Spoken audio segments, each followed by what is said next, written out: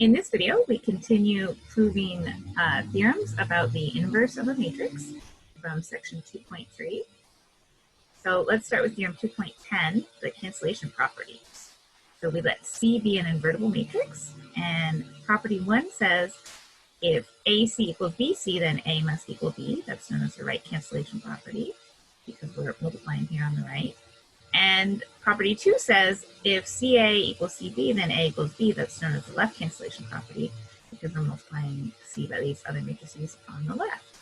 So let's start with our proof. Property 1. So to prove property 1, we are going to use the fact that C is invertible. And we're going to write AC equals BC. Now we're going to do one of those stacked geometric type proofs. So we'll say, okay, well then let's multiply both sides by C inverse. And then we can use the associativity of matrix multiplication to rewrite this. And then on both sides, we know C times C inverse is the identity matrix. So we can say A times the identity matrix equals B times the identity matrix. And then that tells us matrix A equals matrix B. All right. Property 2, the left cancellation works almost the same, except we change our order a little bit. So let's prove property 2 over here. So we'll start by assuming that CA equals CB.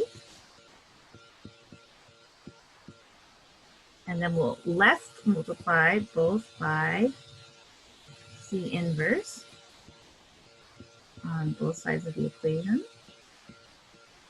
And then we'll use the associativity property of matrices. Oh, and do you see my mistake I already made here when it should have been a B? All right, I'll go back and fix that. All right, now everything looks good.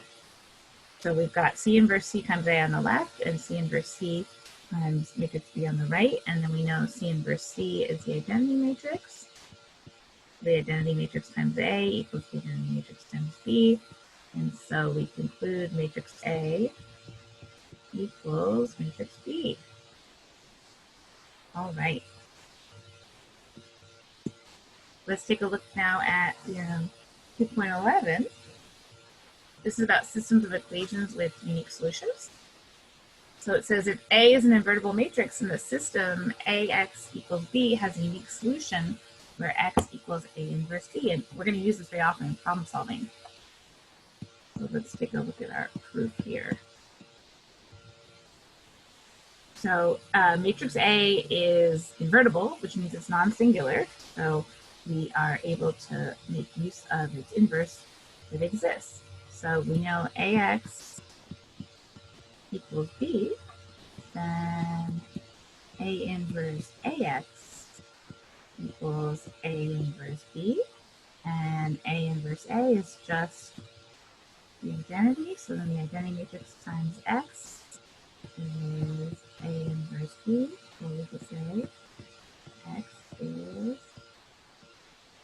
A inverse B.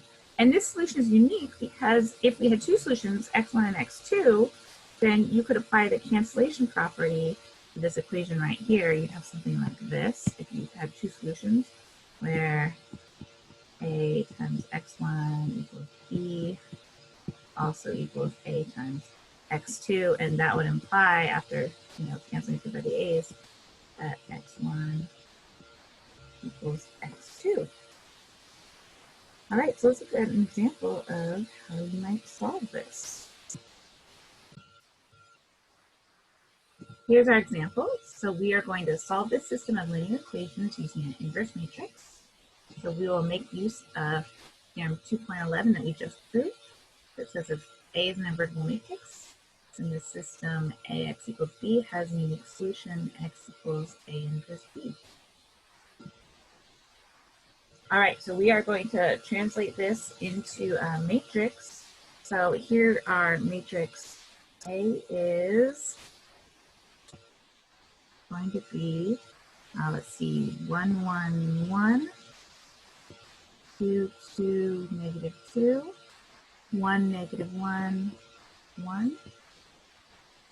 And so we're matrix A.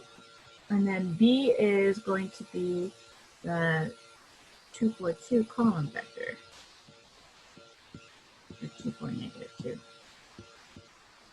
All right, so the first thing we need to do is find A inverse.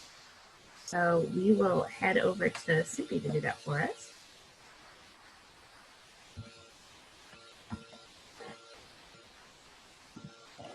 Let's see, I'll clear out whatever else I had on the screen before. And then I'm going to say A equals matrix.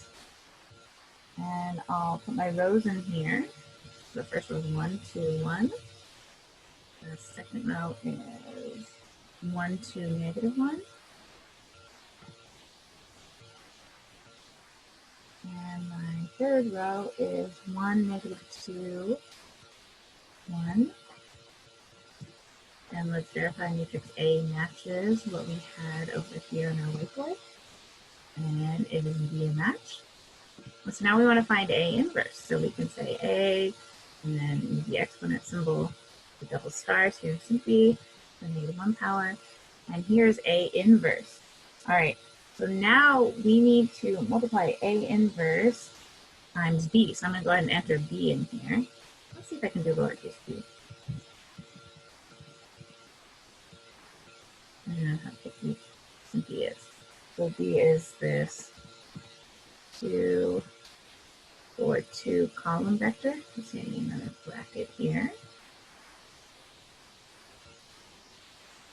2, 4, 2, 2, 4, negative 2.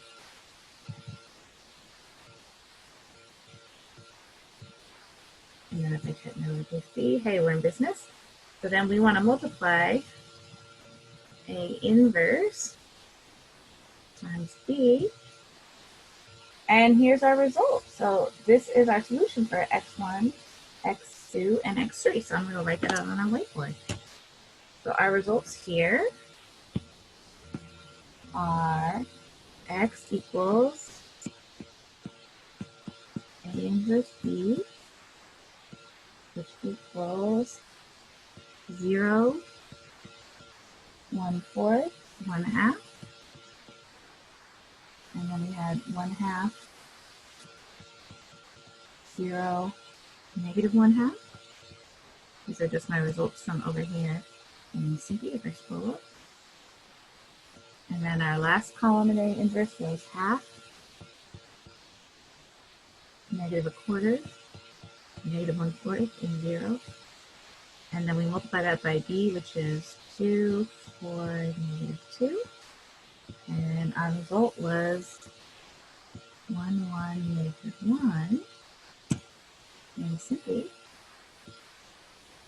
And so that tells us the solution is x1 equals 1, x2 equals 1, and x3 equals negative 1. Voila, and you can see how quick it is to make use of an inverse matrix to solve a system.